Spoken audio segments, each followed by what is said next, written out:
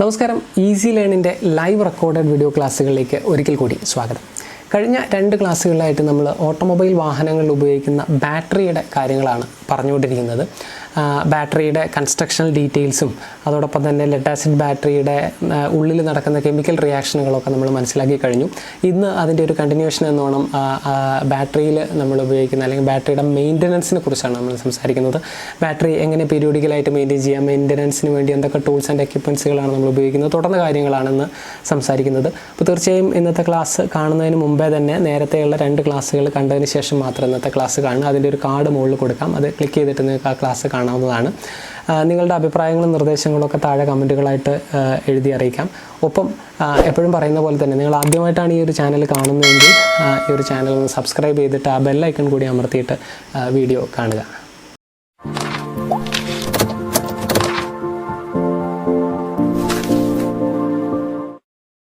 അപ്പോൾ ഇന്നത്തെ ക്ലാസ്സിൽ നമ്മൾ പ്രധാനമായും ഉദ്ദേശിക്കുന്നത് ബാറ്ററിയുടെ മെയിൻ്റനൻസിനെ കുറിച്ചാണ് പറയുന്നത്. ബാറ്ററിയുടെ മെയിൻ്റനൻസിന് വേണ്ടി എന്തൊക്കെ കാര്യങ്ങളാണ് നമ്മൾ ശ്രദ്ധിക്കേണ്ടത്, അതോടൊപ്പം തന്നെ എന്തൊക്കെ ടൂൾസ് ആൻഡ് എക്യുപ്മെൻറ്റുകളാണ് മെയിൻ്റനൻസിന് ഉപയോഗിക്കേണ്ടതെന്നുള്ള കാര്യമാണ്.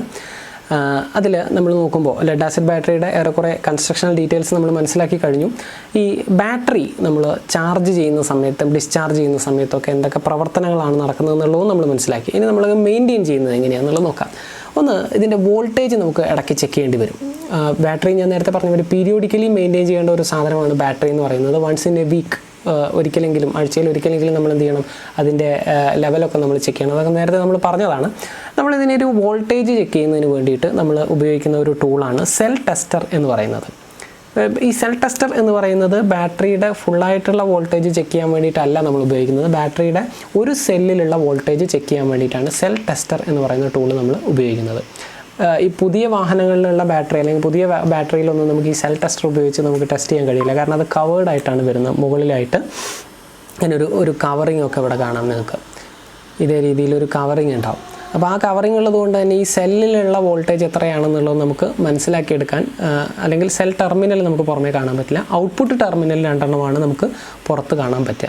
എന്നാൽ പഴയ വാഹനങ്ങളിലൊക്കെ നമുക്ക് ഉദാഹരണത്തിന് ഒരു ബാറ്ററിയുടെ ടെർമിനൽ അല്ലെങ്കിൽ പുറമേയുള്ള ഒരു ഔട്ട്പുട്ട് നമ്മൾ നോക്കുന്ന സമയത്ത് ഓരോ സെല്ലും നമുക്ക് സെപ്പറേറ്റ് ആയിട്ട് ഇങ്ങനെ കാണാനും അതിൻ്റെ ഉള്ളിൽ ഉള്ള ടെർമിനൽസ് നമുക്ക് തട്ടിച്ചിട്ട് അതിൻ്റെ വോൾട്ടേജ് എത്രയാണെന്ന് ചെക്ക് ചെയ്യാനും പറ്റുമായിരുന്നു പഴയ കാലങ്ങളിൽ. അപ്പോൾ ഇവിടെ ഞാൻ 1, 2, 3, 4, 5, 6 സെല്ലുള്ള ഒരു ബാറ്ററിയുടെ ഒരു ടെർമിനൽ പുറമേ വരച്ചിട്ടുണ്ട്. അപ്പോൾ അത് ഒരു സെല്ലുള്ള പോസിറ്റീവും നെഗറ്റീവും അതിൻ്റെ അടുത്ത് ഈ സെൽ ടെസ്റ്ററിൻ്റെ 2 പോയിൻ്റർ കൊണ്ടുപോയി തട്ടിച്ച് കഴിഞ്ഞാൽ ആ സെല്ലിലുള്ള വോൾട്ടേജ് എത്രയാണെന്ന് നമുക്ക് മനസ്സിലാക്കാൻ പറ്റും. ഞാൻ പറഞ്ഞു, ഇപ്പോഴത്തെ കാലത്ത് ഇത് മനസ്സിലാക്കാൻ കഴിയില്ല. പഴയ ബാറ്ററിയിലൊക്കെ ഇങ്ങനെ സെൽ ടെസ്റ്റർ ഉപയോഗിച്ച് നമുക്ക് ഓരോ സെല്ലിലെയും വോൾട്ടേജ് എത്രയാണെന്ന് ചെക്ക് ചെയ്യാൻ പറ്റുമായിരുന്നു. ഇപ്പോൾ നമുക്ക് ഔട്ട്പുട്ട് ടെർമിനൽ 2 മാത്രമേ പുറത്ത് കാണുള്ളൂ. ഇതാണ്ടോ, അതിലെ വോൾട്ടേജ് ഔട്ട്പുട്ട് വോൾട്ടേജാണ്. അത് 12 വോൾട്ടാണ്. 12 വോൾട്ടേജിൽ എത്ര കുറവുണ്ട് എന്നുള്ളത് നമുക്കത് ചെക്ക് ചെയ്ത് നോക്കാൻ വേണ്ടി വോൾട്ട് മീറ്ററാണ് നമ്മളിപ്പോൾ ഉപയോഗിക്കുന്നത്. അപ്പോൾ ഈ സെൽ ടെസ്റ്റർ എന്താണെന്ന് പരീക്ഷയ്ക്ക് ചിലപ്പോൾ ചോദിക്കും. സെൽ ടെസ്റ്റർ എന്ന് പറഞ്ഞാൽ ഒരു സെല്ലിലുള്ള വോൾട്ടേജ് എത്രയാണെന്ന് അളക്കാൻ ഉപയോഗിക്കുന്ന സാധനമാണ് സെൽ ടെസ്റ്റർ. ഓക്കെ, അപ്പോൾ അവിടെ മനസ്സിലാക്കി കഴിഞ്ഞു. Cell tester check the voltage across the cell terminal of each cell by using a cell tester. Okay, ഇനി ഒരു സെല്ലിൽ നിന്ന് നമുക്ക് എത്ര വോൾട്ടേജാണ് കിട്ടുക? 2 വോൾട്ടാണ് ഒരു സെല്ലിൽ നിന്ന് കിട്ടുക. 2 വോൾട്ട് അല്ലെങ്കിൽ 2.3 വോൾട്ട് വരെ അത് ആവാം എന്നുള്ളതാണ്. 2.1, 2.2, 2.3 ഒക്കെ വരെ വരാം ഒരു സെല്ലിൽ നിന്ന് നമുക്ക് കിട്ടുന്ന വോൾട്ടേജ്. ഞാൻ നേരത്തെ പറഞ്ഞു, നമ്മളൊരു ബാറ്ററിയുടെ ടെർമിനൽ നമ്മളിങ്ങനെ വരയ്ക്കുകയാണെങ്കിൽ ഇതിൽ ഓരോ സെല്ലിൽ നിന്ന് നമുക്ക് 2 വോൾട്ടാണ് കിട്ടുക. അങ്ങനെ വരുമ്പോൾ ആ സെല്ലിലുള്ള പോസിറ്റീവും നെഗറ്റീവും അടുത്ത സെല്ലിൽ വരുന്ന പോസിറ്റീവും നെഗറ്റീവും ഇത് തമ്മിൽ പരസ്പരം കണക്ട് ചെയ്യണമല്ലോ. ഇങ്ങനെ കണക്ട് ചെയ്യുന്നത് സാധാരണഗതിയിൽ സീരീസ് ആയിട്ടാണ് കണക്ട് ചെയ്യുന്നത്. സീരീസ് ഓർത്ത് വെക്കണം. ബാറ്ററിയുള്ള ഓരോ സെല്ലുകളും പരസ്പരം കണക്ട് ചെയ്യുന്നത് സീരീസ് ആയിട്ടാണ്. എന്ന് പറഞ്ഞാൽ എന്താ, ഒന്നാമത്തെ സെല്ലിലുള്ള പോസിറ്റീവ് രണ്ടാമത്തെ സെല്ലിലുള്ള നെഗറ്റീവ് ടെർമിനലായിട്ട് ബന്ധിപ്പിക്കുന്നു. അങ്ങനെ കണക്ട് ചെയ്തിട്ടാണ് പോസിറ്റീവ് നെഗറ്റീവ് അങ്ങനെ ആൾട്ടർനേറ്റീവായിട്ട് കണക്ട് ചെയ്ത് പോവുകയാണ് ചെയ്യുന്നത്. ഇങ്ങനെ കണക്ട് ചെയ്യുന്നതുകൊണ്ടാണ് ഇതിനെ എന്ത് പറയുന്നത്, സീരീസ് കണക്ഷൻ എന്ന് പറയുന്നത്. യഥാർത്ഥത്തിൽ ഇങ്ങനെ കണക്ട് ചെയ്യുന്നത് കൊണ്ടാണ് 2 വോൾട്ട് 4 വോൾട്ടായും 4 6ആയും 6 8ആയും 8 10ആയും 10 12ആയും 6 സെല്ലിൽ നിന്ന് നമുക്ക് കിട്ടുന്നത്. ഒരു സെല്ലിൽ നിന്ന് കിട്ടുന്ന 2 വോൾട്ട് അടുത്ത സെല്ലിൽ സീരീസ് ആയിട്ട് കണക്ട് ചെയ്യുമ്പോൾ 4 വോൾട്ടേജായി മാറും. ഇനി ഒരു പക്ഷേ ഇത് അറിയാത്ത ഒരാൾ ബാറ്ററി ഉണ്ടാക്കി അയാൾ ഈ പോസിറ്റീവൊക്കെ കൂടി ഒരുമിച്ചും നെഗറ്റീവൊക്കെ കൂടി ഒരുമിച്ചാണ് കൊടുത്തതെങ്കിലോ, അങ്ങനെ ആകുമ്പോൾ 2 വോൾട്ട് മാത്രമേ നമുക്ക് ഔട്ട്പുട്ടിൽ കിട്ടുള്ളൂ. ആംപേറേജ് കൂടുമായിരിക്കും, 2 വോൾട്ടേജ് മാത്രമേ നമുക്ക് ഔട്ട്പുട്ടിൽ കിട്ടുള്ളൂ. അപ്പോൾ മനസ്സിലാക്കുക, ബാറ്ററിയിലുള്ള ഓരോ സെല്ലുകളും പരസ്പരം കണക്ട് ചെയ്യുന്നത് സീരീസ് ആയിട്ടാണ് എന്നുള്ളതാണ്. ഇനി അതേ സമയത്ത് തന്നെ 2 ബാറ്ററി നമ്മൾ കണക്ട് ചെയ്യുന്നു എന്ന് വിചാരിക്കുക. അപ്പോൾ ഉദാഹരണത്തിന് വലിയ വാഹനങ്ങളിലൊക്കെ 2 ബാറ്ററി ഉണ്ടാവും. അപ്പോൾ 2 ബാറ്ററി വരുന്ന കേസിൽ ഒരു ബാറ്ററി ഇവിടെ വരുന്നു, അടുത്ത ബാറ്ററി ഇതിനോട് ചേർന്ന് തന്നെ വരുന്നു എന്ന് വിചാരിക്കുക, 2 ബാറ്ററി. അങ്ങനെ വരുമ്പോൾ ഇതിൻ്റെ പോസിറ്റീവായിട്ട് തന്നെയാണ് ഘടിപ്പിക്കേണ്ടത്.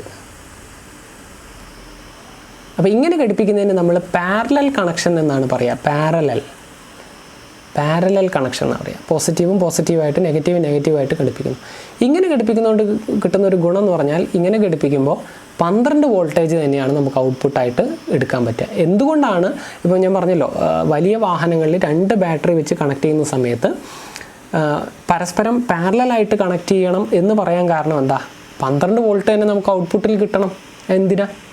12 വോൾട്ട് നമുക്ക് ഔട്ട്പുട്ട് കിട്ടിയാൽ മാത്രമേ വാഹനങ്ങളുടെ ബാക്കിയുള്ള ആക്സസറീസിനൊക്കെ നമുക്ക് കൊടുക്കാൻ പറ്റൂ. ഉദാഹരണത്തിന് ഇപ്പം ഇലക്ട്രിക്കൽ ആക്സസറീസ് ഒക്കെ 12 വോൾട്ടേജിൽ വർക്ക് ചെയ്യുന്ന സാധനങ്ങളായിരിക്കും. ഇപ്പോൾ ഉദാഹരണത്തിന് lighting system, head light, tail lamp തുടങ്ങിയ എല്ലാ സാധനങ്ങളും 12 വോൾട്ട്. നേരെ മറിച്ച് ഇത് അറിയാത്ത ഒരാൾ 2 ബാറ്ററി തമ്മിൽ കണക്ട് ചെയ്തിട്ട് എന്താ പറയുക, സീരീസ് ആയിട്ടാണ് കണക്ട് ചെയ്തതെങ്കിൽ ഒരു പക്ഷേ സംഭവിക്കുന്നത് 24 വോൾട്ടേജ് ഔട്ട്പുട്ട് കിട്ടും. അങ്ങനെ വരുന്ന സമയത്ത് ആ ബാറ്ററിയിലുള്ള ഇലക്ട്രിക്കൽ ആക്സസറീസിനൊക്കെ കേട് വരാനും ഡാമേജ് വരാനുള്ള സാധ്യത ഉണ്ട്. അപ്പോൾ അതുകൊണ്ട് ശ്രദ്ധിക്കുക, സെല്ലുകൾ തമ്മിൽ കണക്ട് ചെയ്യുമ്പോൾ സീരീസ് ആയിട്ടും 2 ബാറ്ററി തമ്മിൽ പരസ്പരം കണക്ട് ചെയ്യുമ്പോൾ പാരലലായിട്ടുമാണ് കണക്ട് ചെയ്യുക എന്നുള്ളത് മനസ്സിലാക്കുക. ഒരു സെല്ലിൽ നമുക്ക് കിട്ടുന്ന വോൾട്ടേജ് 2 മുതൽ 2.3 വോൾട്ട് വരെയാണ് എന്നുള്ള കാര്യവും മനസ്സിലാക്കുക. ഇതിനടുത്തത് ഇവിടെ നോക്കൂ, while charging do not over charge the battery. Charge ചെയ്യുന്ന സമയത്ത് ബാറ്ററി എന്ത് ചെയ്യാൻ പാടില്ല? ഓവർ ചാർജ് ചെയ്യാൻ പാടില്ല. കുറേ നേരം കുത്തിയിട്ട് അല്ലെങ്കിൽ വലിയ ആംപിയറേജുള്ള കറണ്ട് പെട്ടെന്ന് കൊടുത്തിട്ട് കുറേ നേരം ഓവർ ചാർജ് ആയി പോയി കഴിഞ്ഞാൽ ബാറ്ററി ബൾജാവാനും പൊട്ടിപ്പോകാനൊക്കെ ഉള്ള സാധ്യത ഉണ്ട്, ചൂടാവാനൊക്കെ ഉള്ള സാധ്യത ഉണ്ട്. അപ്പോൾ അതുകൊണ്ട് ഒരിക്കലും അങ്ങനെ ചെയ്യാൻ പാടില്ല. ദെൻ മറ്റൊന്ന്, to prevent the formation of corrosion on the terminals smear petroleum jelly on it. അതായത് ഈ ടെർമിനലിൻ്റെ മുകളിലൊക്കെ പലപ്പോഴും എന്ത് സംഭവിക്കാൻ സാധ്യതയുണ്ട്? കൊറോഷൻ, തുരുമ്പൊക്കെ പിടിക്കാൻ സാധ്യതയുണ്ട്. അതോടൊപ്പം തന്നെ ഈ സൾഫർ കണ്ടൻറ്റൊക്കെ അടിഞ്ഞുകൂടി ഒരു വെളുത്ത നിറത്തിലുള്ള പൊടിയൊക്കെ വരാനുള്ള സാധ്യതയുണ്ട്. അപ്പോൾ അത് ഒഴിവാക്കാൻ വേണ്ടി നമ്മൾ സാധാരണഗതിയിൽ ചെയ്യുന്ന ഒരു കാര്യം എന്താണ്? ഇതിൽ പെട്രോളിയം ജെല്ലി ഉപയോഗിക്കുക എന്നുള്ളതാണ്.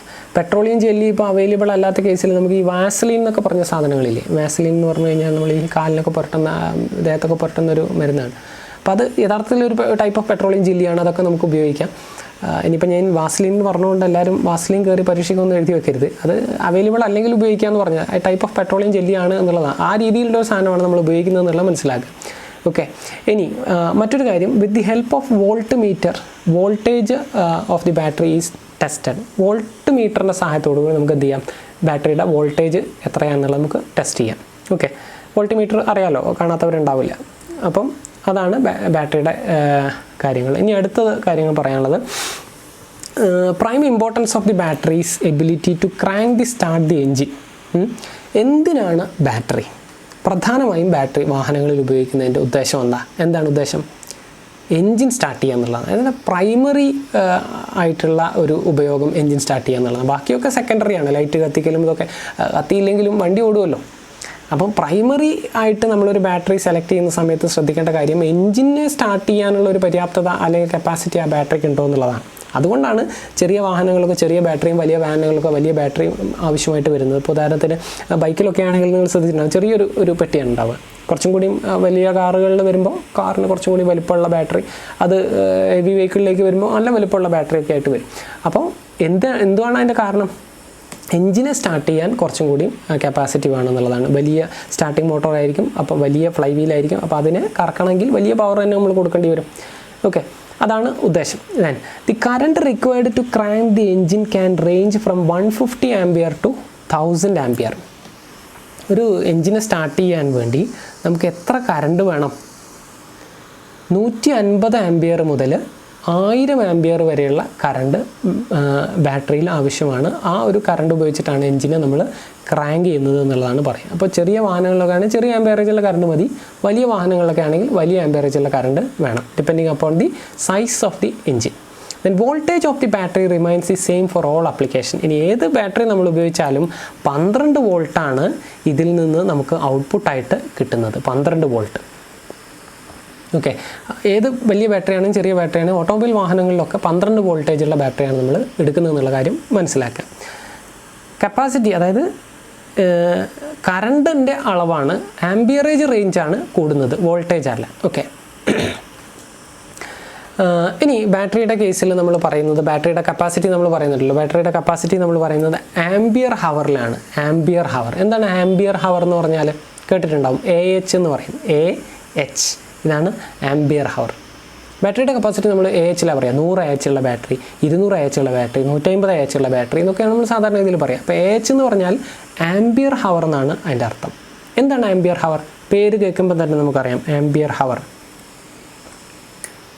ഹവർ മണിക്കൂർ, ആംബിയർ കറണ്ടിൻ്റെ യൂണിറ്റാണ് ആംബിയർ.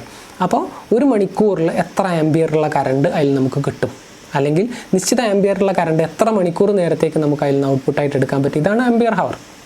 ഓക്കെ, അപ്പോൾ അതിലാണ് ബാറ്ററിയുടെ കപ്പാസിറ്റി പറയുന്നത്. ഇതെങ്ങനെയാണ് അതിൻ്റെ ഒരു എക്സ്പ്ലനേഷൻ വരുന്നത്?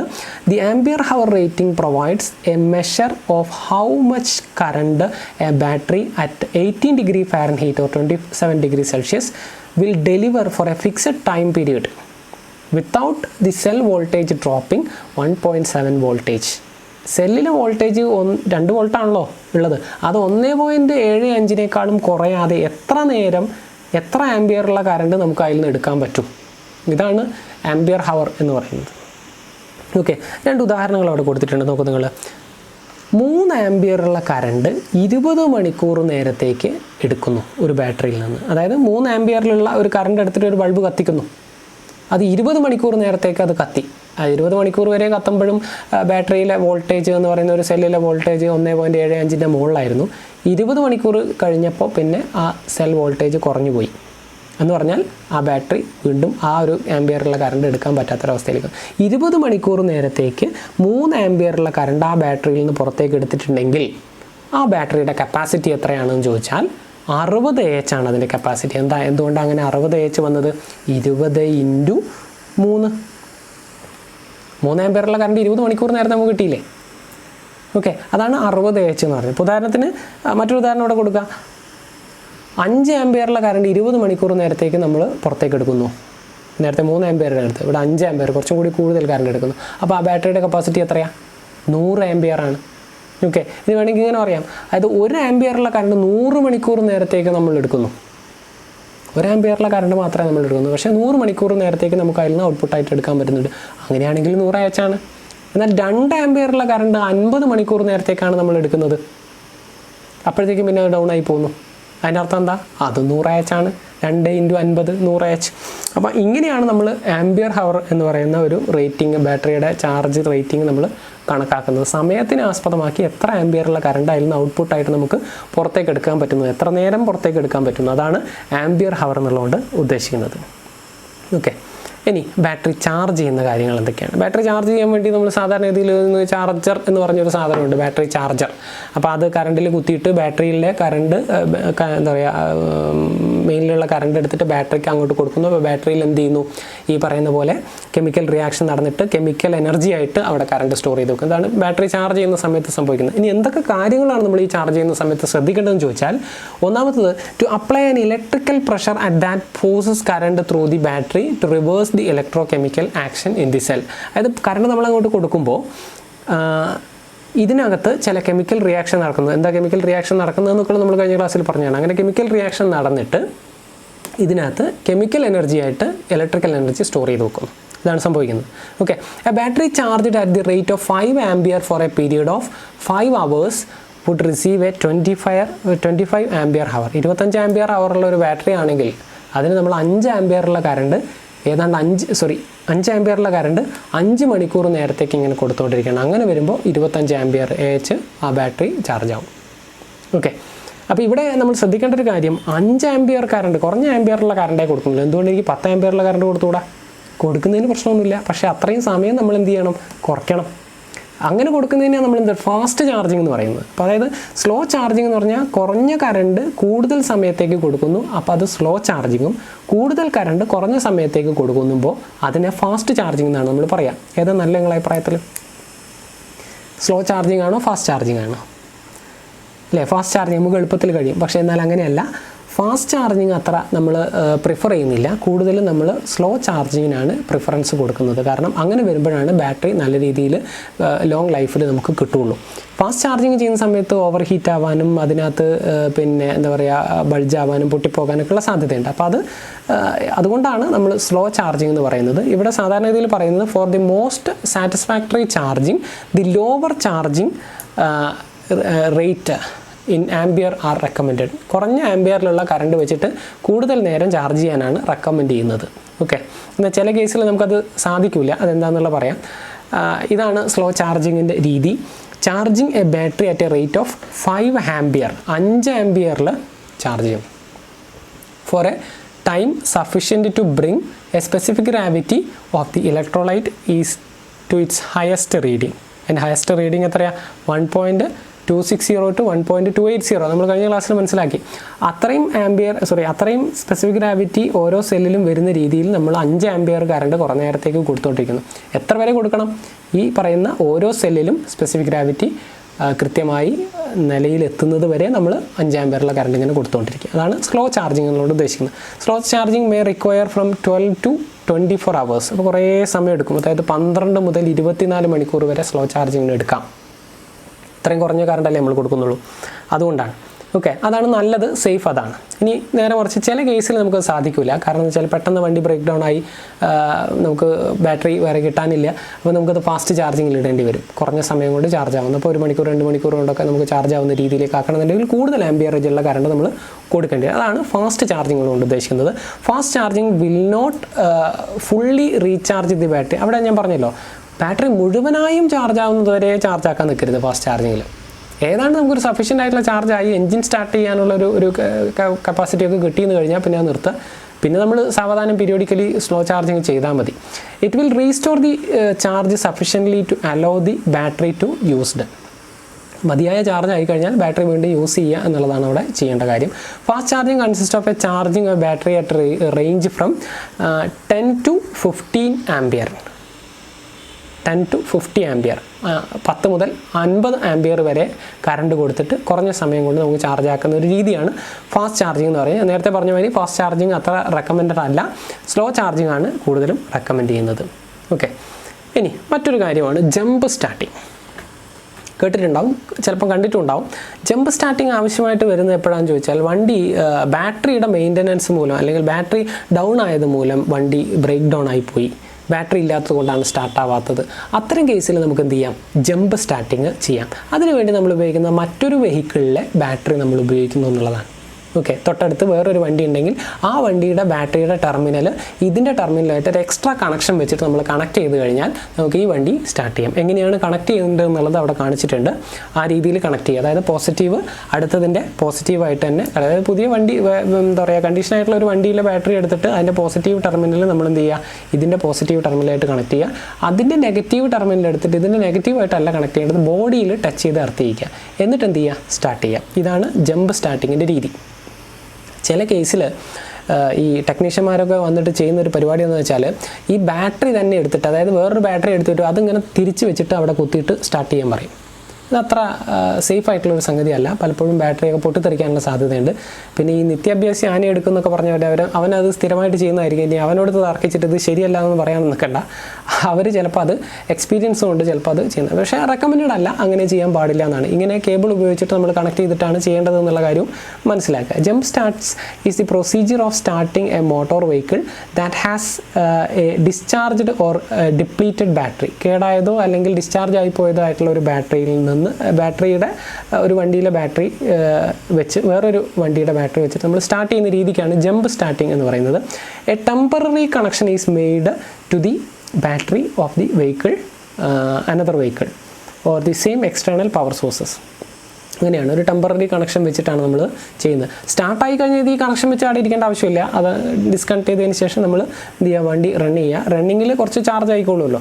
അങ്ങനെ വെച്ചിട്ട് ചിലപ്പം പിന്നീടുള്ള ക്രാങ്കിങ്ങിൽ ചിലപ്പോൾ അത് കിട്ടിയെന്നും വരും. അപ്പം ആ ഒരു രീതിക്കാണ് നമ്മൾ എന്ത് പറയുന്നത്, ജമ്പ് സ്റ്റാർട്ടിങ് എന്ന് പറയുന്നത്. അപ്പോൾ എന്താണ് ജമ്പ് സ്റ്റാർട്ടിങ് എന്നുള്ള കാര്യവും നമ്മൾ മനസ്സിലാക്കി കഴിഞ്ഞു. അപ്പോൾ ഏതാണ്ട് ബാറ്ററിയുമായി ബന്ധപ്പെട്ട ഏറെക്കുറെ മുഴുവൻ കാര്യങ്ങൾ നമ്മൾ കഴിഞ്ഞ 3 ക്ലാസ്സുകളായിട്ട് മനസ്സിലാക്കി കഴിഞ്ഞു. ഇന്നത്തോടു കൂടി ബാറ്ററിയുമായി ബന്ധപ്പെട്ട ടേംസുകളൊക്കെ ഞാൻ അവസാനിപ്പിക്കുകയാണ്. അടുത്ത് നമുക്ക് ഇനി ചാർജിങ് സിസ്റ്റവും സ്റ്റാർട്ടിങ് സിസ്റ്റവും ഒക്കെ പറയാനുണ്ട്. തുടർന്ന ക്ലാസ്സുകളിൽ നമുക്ക് എടുക്കാം. അപ്പം ഞാൻ സ്ഥിരമായിട്ട് പറയുന്ന പോലെ നമ്മൾ കണ്ടിന്യൂസ് ആയിട്ട് ഫുള്ളി റെക്കോർഡ് ചെയ്യുന്നതാണ്. അതായത് സാധാരണ പറയുന്ന പോലെ ഇങ്ങനെ പറഞ്ഞു പോയി റെക്കോർഡ് ചെയ്യുന്നതാണ്. അപ്പോൾ അതിൻ്റെ ഇടയിലൊക്കെ എന്തെങ്കിലും പാകപ്പിഴവ് കൊണ്ട് നാക്കുപിഴവ് കൊണ്ടോ അല്ലെങ്കിൽ ടെക്നിക്കലായിട്ടുള്ള മിസ്റ്റേക്കുകൾ കൊണ്ടോ ചിലപ്പം എഴുതുന്നതോ പറയുന്നതോ ചിലപ്പോൾ എന്തെങ്കിലുമൊക്കെ എറർ സംഭവിച്ചിട്ടുണ്ടാവാം. അത് നിങ്ങൾ മനസ്സിലാക്കിയിട്ട് നിങ്ങൾ അതിൻ്റേതായ യുക്തിക്ക് എടുത്തിട്ട് കാര്യങ്ങൾ കൈകാര്യം ചെയ്യണം എന്നുള്ളതാണ് എനിക്ക് പറയാനുള്ളത്. ഒപ്പം തന്നെ നിങ്ങൾ ഈ ചാനലിൽ നിന്ന് ഇതേപോലെയുള്ള വീഡിയോസ് നിങ്ങൾക്ക് റെഗുലറായിട്ട് കിട്ടണമെന്നുണ്ടെങ്കിൽ ഈ ചാനൽ സബ്സ്ക്രൈബ് ചെയ്ത് വെക്കുക. അതേപോലെ തന്നെ ആ ബെൽ ഐക്കൺ ഒന്ന് അമർത്തുക. ഞാൻ അപ്ലോഡ് ചെയ്യുന്ന വീഡിയോ ഏറ്റവും എളുപ്പം നോട്ടിഫിക്കേഷനായിട്ട് നിങ്ങൾക്ക് ലഭിക്കാൻ അത് സഹായിക്കും. ഒരിക്കൽ കൂടി ഈ വീഡിയോ മുഴുവനായും കണ്ട് കാര്യങ്ങൾ മനസ്സിലാക്കിയ മുഴുവൻ ആളുകൾക്കും ഒരിക്കൽ കൂടി നന്ദി അറിയിക്കുന്നു. Thank you.